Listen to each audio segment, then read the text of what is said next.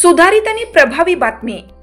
कातकरी वस्तीतील रस्त्यावरील अतिक्रमण तातडीने हटवा, अन्यथा उपोषणाचा इशारा।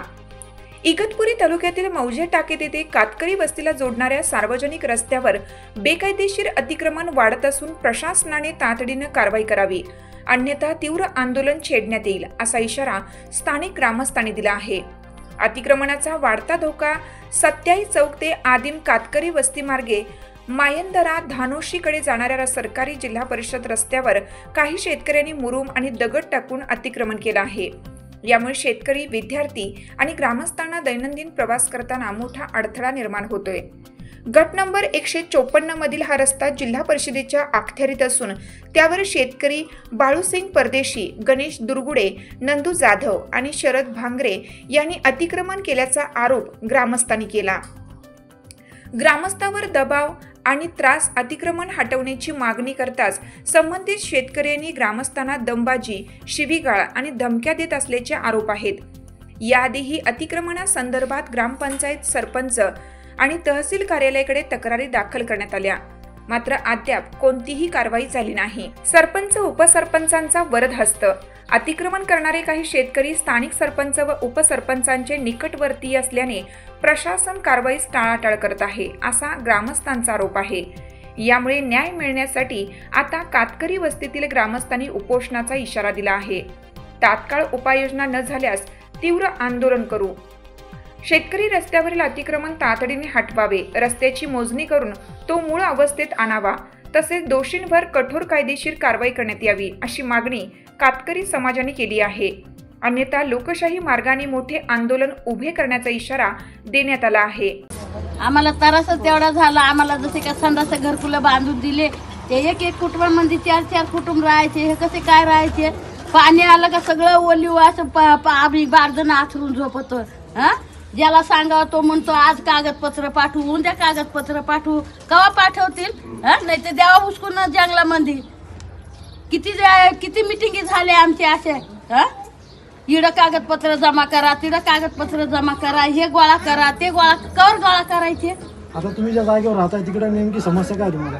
आम्हाला ते पाण्याची आता बरसात आली, परत पाणी पडलं का आम्हाला घरातून बाहेर निघून झोपायला लागत, आम्हाला सोयीचं खायला भेटत नाही। रस्त्याचा विषय, सारं पाणी येत आहे घरांमध्ये, त्या रोडला खेटून। आता एवढी माती लुटली, आता यंदा तर आम्हाला राहायलाच जागा नाही। बारबताबाई तुळशीराम पवार।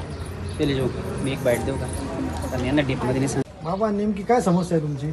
आमच्या समस्या अशा आहेत का जे आमच्या घराच्या मागे आणि पुढे जे शेतकरी आहेत ते शेतकरी वर्षे JCP लावून लोटीतात आमच्या घरांकडे, आणि वरचं पाणी जे आहे वरच्या बाजूने येतं ते अख्ख्या आमच्या घरांमध्ये घुसतं पाणी।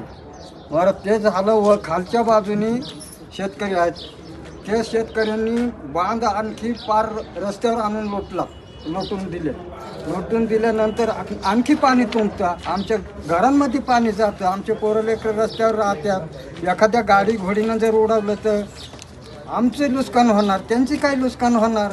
त्यांचं होऊन नुकसान बांध फुटणार पावसाने, दुसरं काय फुटणार आहे? आणि आमचं जर एखादं पोरगं मेलं मग काय करायचं आम्ही? आमच्या शेजारी विहीर आहे, बांध लोटून पार घराशेजारी आणले, मग आमची एवढी जागा असून आम्हाला का अडथळा करतात शेतकरी? बरं, ते झालं 2005 सालापासून तर आतापर्यंत आम्हाला घरकुलं नाही। एकामुळं देते नाही सरकार लोक। काय झालं आम्हाला?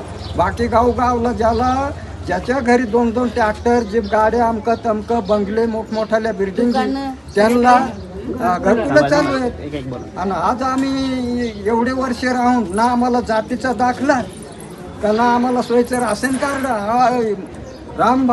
राम शिंदे साहेब यांनी आम्हाला 27 राशन कार्ड काढून दिले, नाही तर मग गावात सरपंचानं आम्हाला काय दिलं नाही, उपसरपंचानं काय दिलं नाही, गावकरी म्हणजे आम्हाला सहकार्य करतेच नाही। आज जे रोड लोटू राहिले लोक, परदेशी सरांनी रस्त्यावर JCP लावून मुरुम माती आणून टाकली रस्त्याला खेटून, तर मग कालच आमचं भांडण झालं। तर ते काय म्हणतात का आमची इथवर जागा आहे, तिथवर जागा आहे, मग तिथं कोणी सरपंच उभा नाही राहत, किंवा सदस्य नाही कोणी उभा राहत, उपसरपंच राहत नाही उभा. मग हे जरी सरकारी रोडचं काम आहे तिथे येणं भाग आहे ना त्यांना.